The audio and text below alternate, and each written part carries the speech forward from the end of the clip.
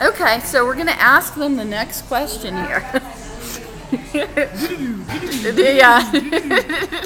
Okay, so Beth? Yeah. Oh, okay, let's get your face. Although that is a very nice shirt you're wearing. Ew, and what is this shirt? This is the shirt from the Center for EduPunks, which promises to carry you to perfect Buddhahood, mainly by recognizing that Yama here, the Lord of Death, consumes all of the cosmos. Death consumes all of the cosmos. The moral of the story being that all is vanity. Don't take yourself too seriously because you really aren't that important. And what classes do you teach, Beth? I teach Eastern religions and philosophy of religion. I also teach psychology of religion and am developing a class in conflict resolution, but those are for a different school. Okay, so here's our next discussion question. Please discuss how you plan to deeply engage your students in rich content and further develop their critical thinking skills in an online environment. So you've been doing this, so why don't you tell us how you do it? Well, I'm probably over rich us. We're going to get online teaching gout pretty soon here. Maybe I enrich a little too much. But the first is the discussions. That is the heart and soul. It's literally the soul of any class I teach is the discussion sections. I require a lot.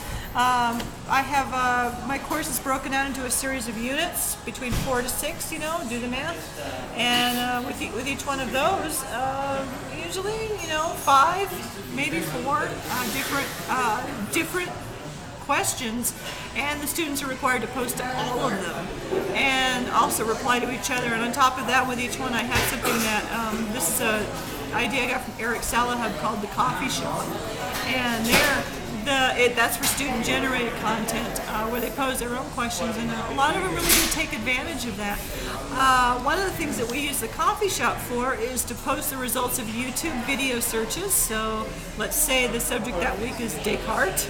We might go to YouTube. Because Descartes all over YouTube. Descartes everywhere, yeah. Oh, he is. It's a great. And they go out and they find these little short, because YouTube will delete anything that's longer than 10 minutes, and so they find these short clips from television shows or things that philosophers have independently made that talk about Descartes or about Hume or about the ontological argument for the existence of God or what have you. They post them there. They talk about them.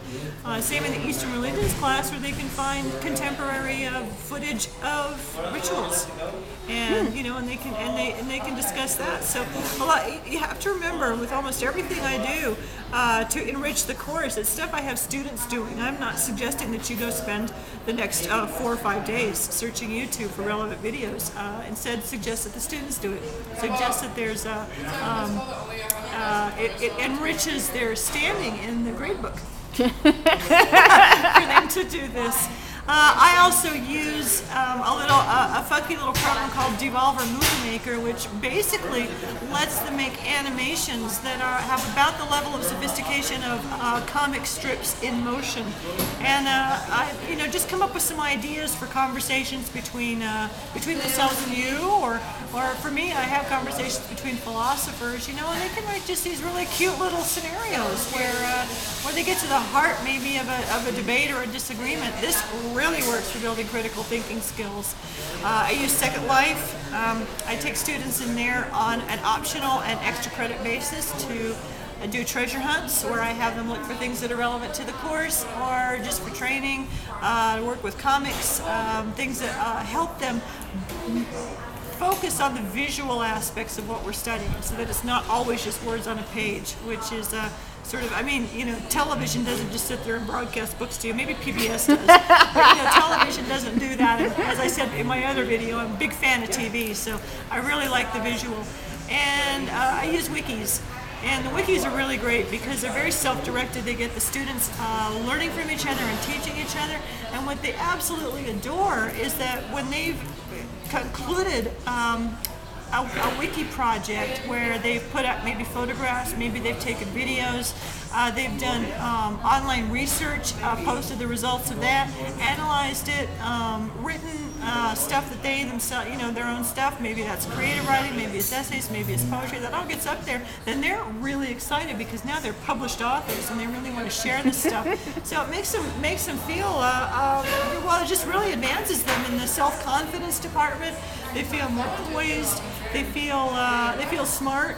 They feel productive, and they feel like they've contributed something, and they feel close to each other, and they like me. So that's those are mostly what I do. I don't think I'm forgetting anything. Okay, thank you very much.